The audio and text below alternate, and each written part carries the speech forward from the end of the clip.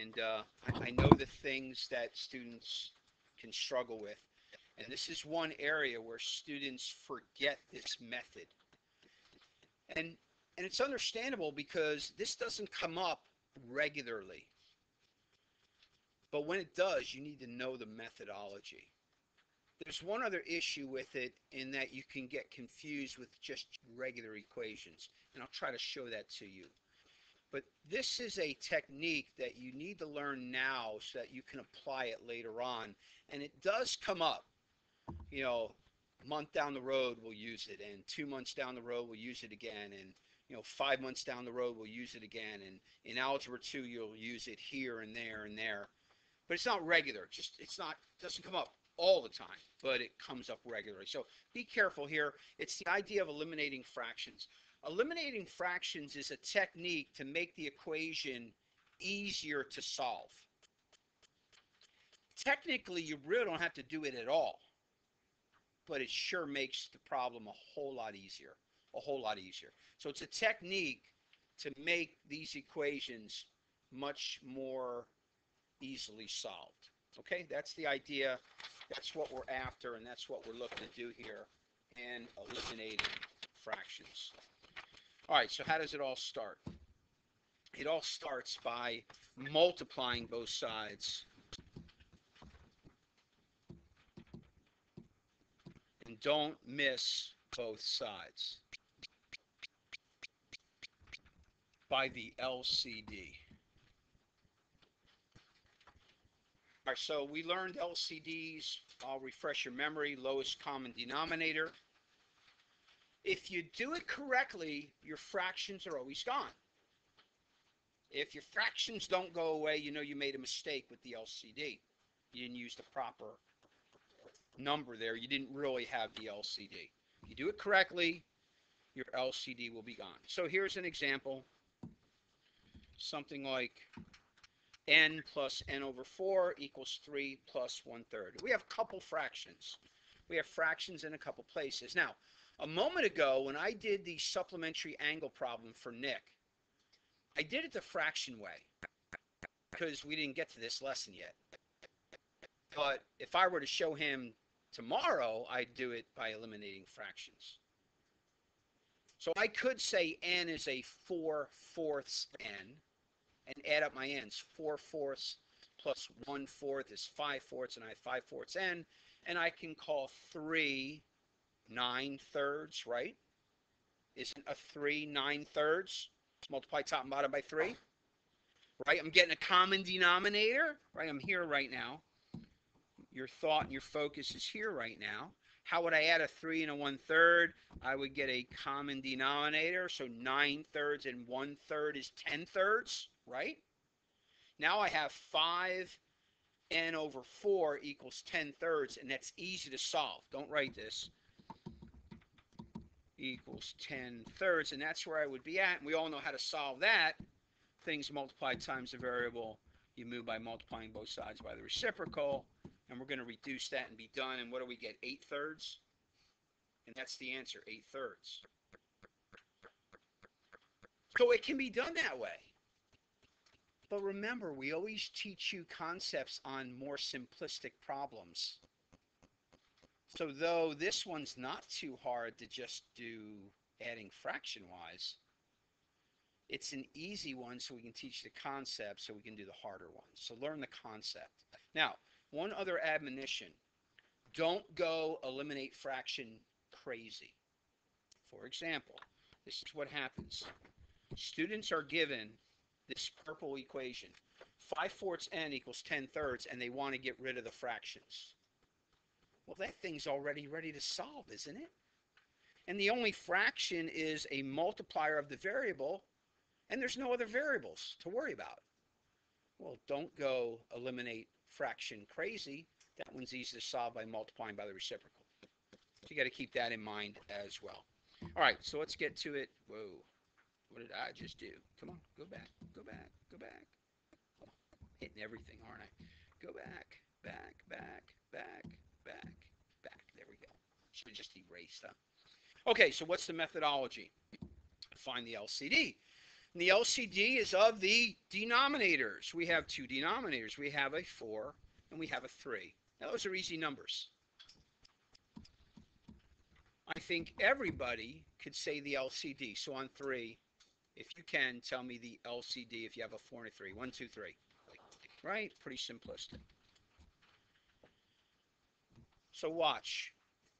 It says to multiply both sides. So technically, it's 12 times the left side. And it's 12 times the right side. Now again, you can put the 12 in the back. I usually do that for ease sake, but you guys distribute a little bit better in the front, so I'll stick it there in the front, right? Why did I need a parentheses? Because it's 12 times the whole side. Multiply both sides. So let's see how this looks. Hopefully you agree we have distribution. The first one is easy. 12 times n is 12n. No sweat. We then have the plus sign. And again, we have a 12 times an n over 4. Right? As I make that second distribution. Is everybody clear with what I just did there? Let me go higher for you. So I distributed the 12 to both terms on the left-hand side. So look at the second fraction. Do you agree now I can reduce this? And see how the fraction is gone? 4 goes into 12 3 times. So what is the left side of the equation? A 12n plus a 3n. So our left's going to end up being a 15n, right? So I kind of stopped halfway and just finished that side because I wanted to show you the purpose of it. Right? The left side no longer has fractions on it. And the same thing's going to happen to the right. So again, we got to distribute. 12 times 3 is 36. And again, just to be clear, we now have that 12 again times the 1/3. So again, do you guys see I'm distributing that 12 to both terms on the right? And again, if you did the LCD properly, that fraction is going to divide into the denominator is going to divide into the LCD. So you get rid of the fraction. So now we're at 15n equals 40. We're now ready to solve. We're going to divide both sides by 15, right? And you're going to reduce. All right, refresh your memory. 40 is 5 times 8. 15 is 3 times 5. The 5's divide out. And we got 8 thirds, right? 8 thirds. Right, because a 40 is 5 times 8. And a 15 is 3 times 5. And the 5 divided by 5 is 8 thirds. And that's the methodology. Multiply both sides by the LCD. Okay, if you look at B, B is a little bit more complex, isn't it? So we are a little bit more complex on B. Is there a D down there? Is there like a D? Okay, whatever. Must have changed my notes. All right, so look at C, or look at B. So again, we got to figure out the LCD. That's how you start this problem. So you got a 6, you got a 3, you got a 9. Most of you can figure out the LCD from those numbers.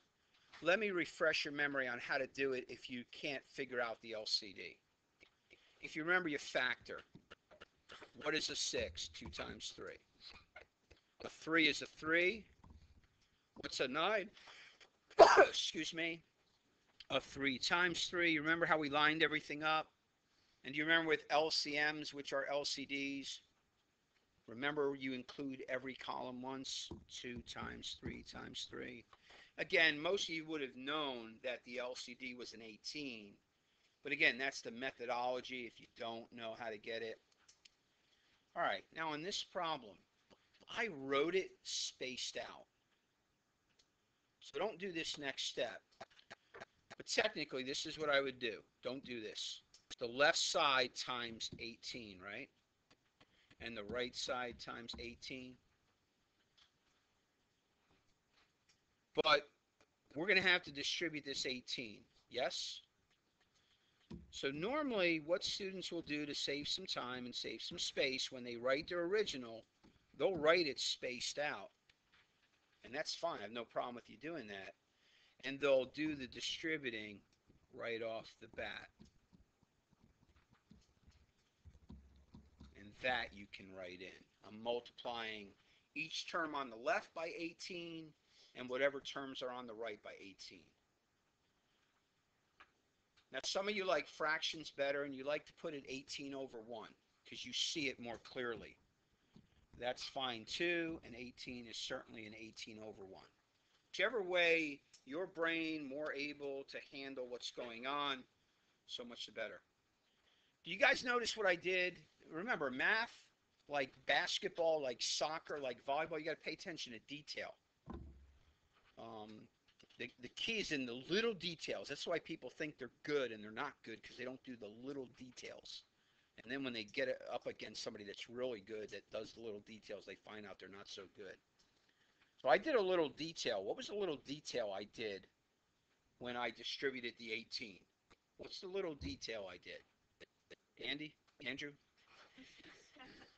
Where did that come from? I've never ever called you Andy. All right, Andrew. I put a parentheses in there, right? By the way, does anybody call you Andy? Not anybody you like? All right. So I don't know where that came from. All right.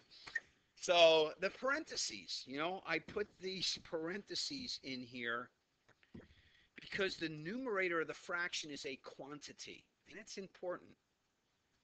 Now I am able to reduce. A 6 goes into an 18 3 times, right? And a 3 goes into an 18 6 times.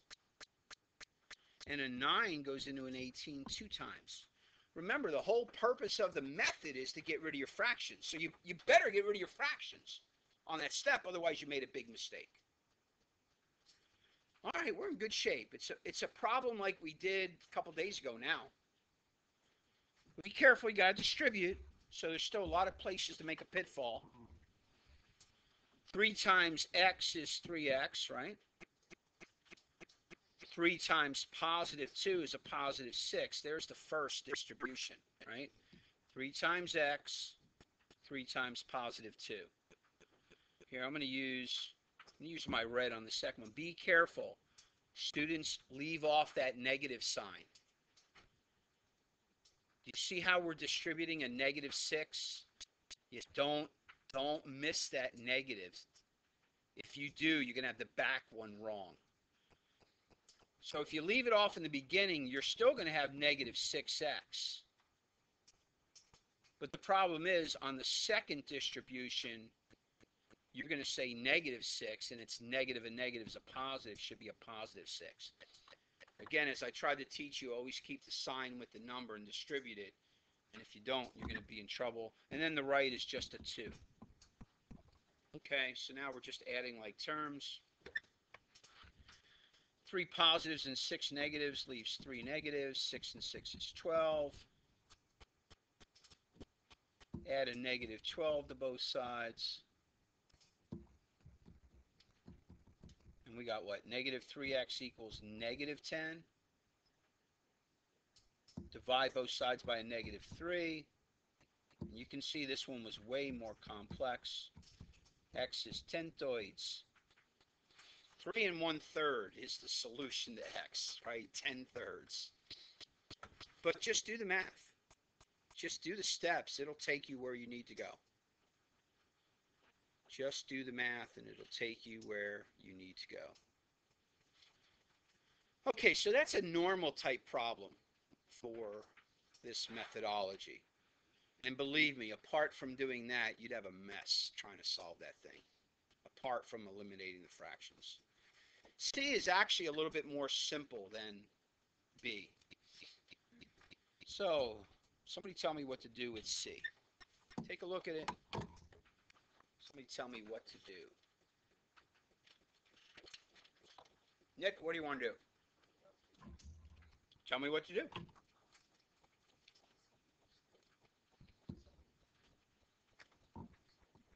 So just like this, like that. Yeah, because we have quantities, so we are going to use parentheses. And again, for some of your minds, you like it better with 30 over 1, showing is at a fraction. Because that keeps the numerator denominator and it's more clear to your brain. Others of you, it's clear when it's just a 30. But for some of you, it's clearer when it's a 30 over 1. So whatever your brain requires, that's the way you should do it. Somebody tell me what to do next. What's next? Raquel.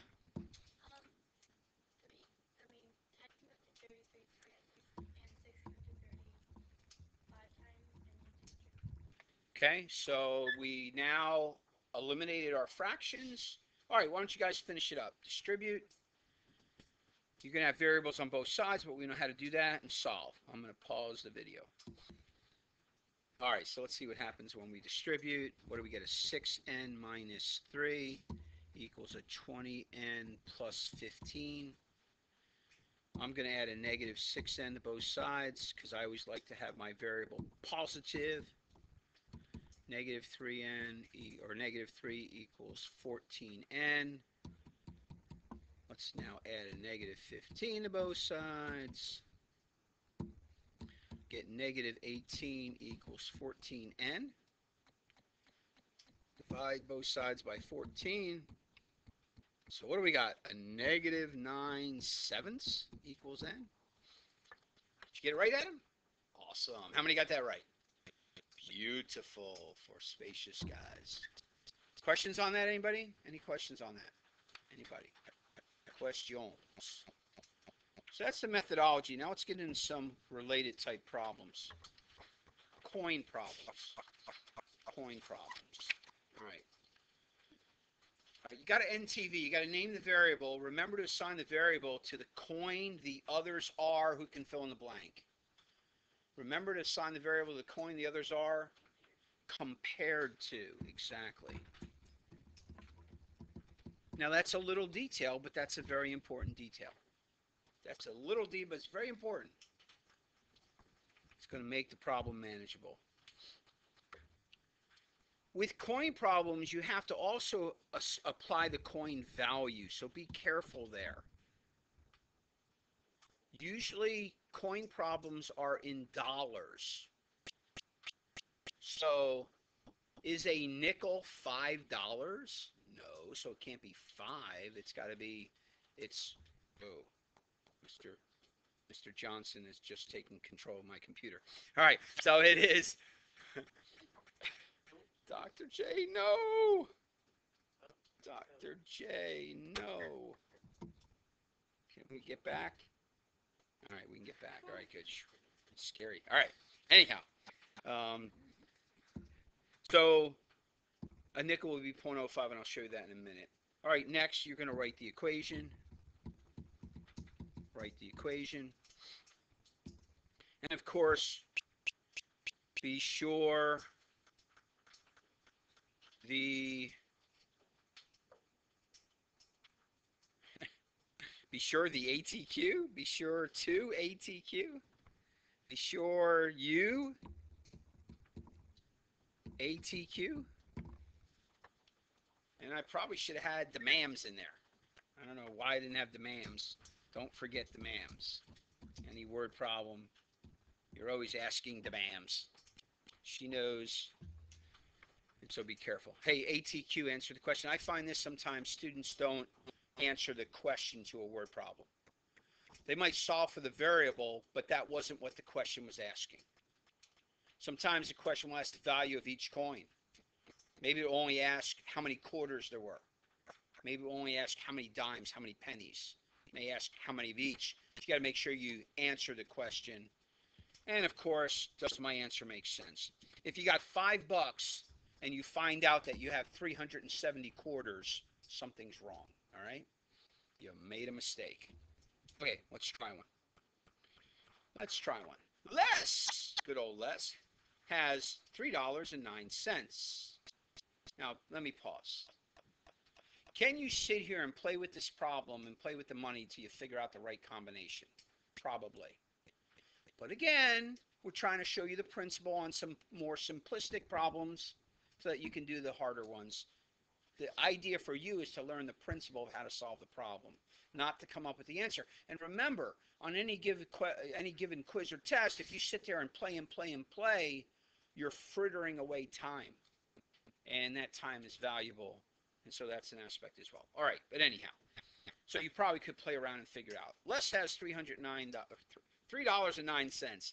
Two more than three times as many quarters as dimes, and two less than twice as many pennies as dimes.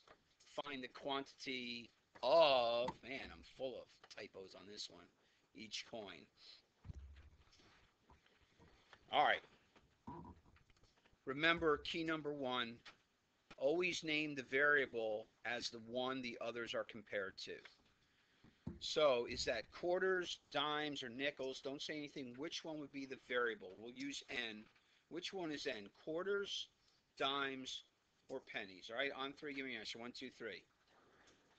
It is dimes. Two more than three times as many quarters as dimes.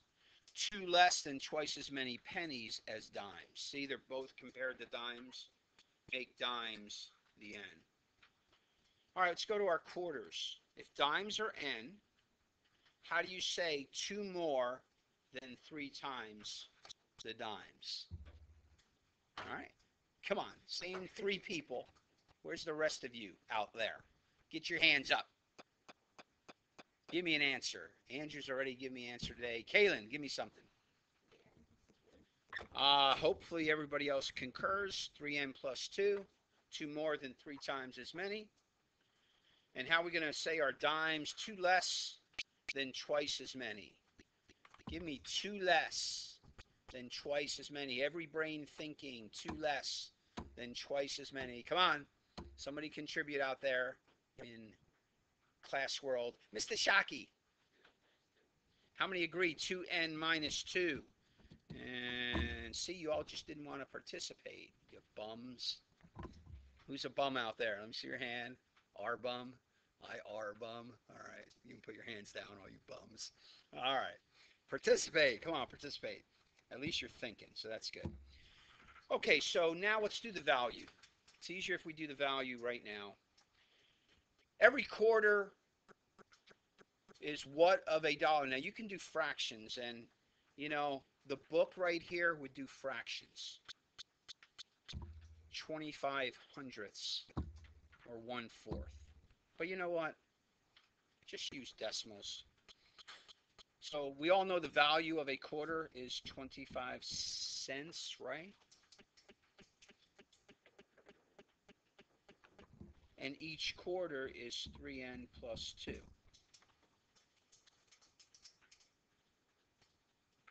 We all know each dime is 0.1.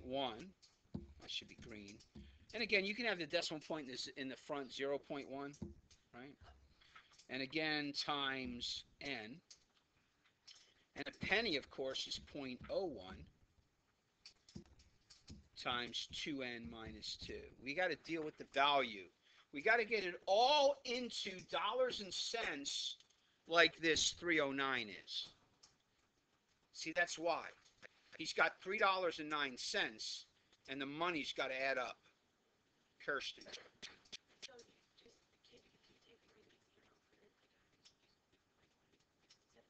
0.1 is the same as 0.10. So if it makes you feel better to put 0.10, put 0.10, doesn't really matter. Either way, it won't matter. Okay, so now all we got to do is find the quantity of each coin. Now, if you got a pocket full of quarters, dimes, and pennies, and you wanted to know how much money you had, what would you do? You would count it. And you would figure out how many quarters you have, and you'd add to it the amount of your dimes, and you add to it the amount of your pennies, and that would give you the value, right? So the problem is simply, right, quarters plus dimes plus pennies will equal the total of 309. Do you agree? Right? Your quarters plus your dimes plus your pennies is going to be $3.09.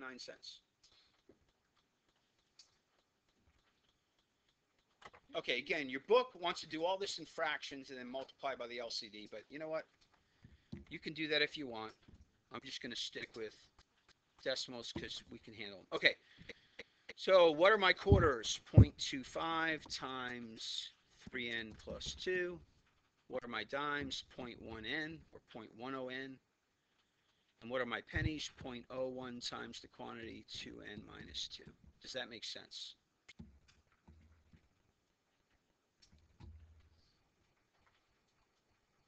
Now, decimals. Oh, I'm shaking in my boots. Here's another methodology. The book says if you want, you can multiply everything by 100 to get rid of the decimals. 0.25 times 100 is 25. 0.1 times 100 is 10. 0.01 times 100 is 1, but don't forget to multiply the 3.09 times 100 and get 309. Now you can do that if you want.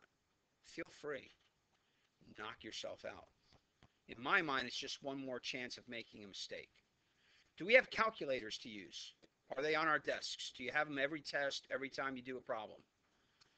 Can we multiply 0.25 times 3 on a calculator? Let's just use the calculator. Let's just distribute. So again, if you want to get rid of the decimals, knock yourself out. But 0.25 times 3 is 0.75n. Be careful in your head. But if you would multiply it, that's what you would get. You know what 0.25 times 2 is? 0.5. But again, if you can't do that, use your calculator. I'm just distributing. Point plus 0.1n. I'm just distributing. Now I got to distribute 0.01. 0.01 times 2n is 0.02n. Again, if you don't think that's the case, multiply in your calculator 0.01 times 2. You get 0.02.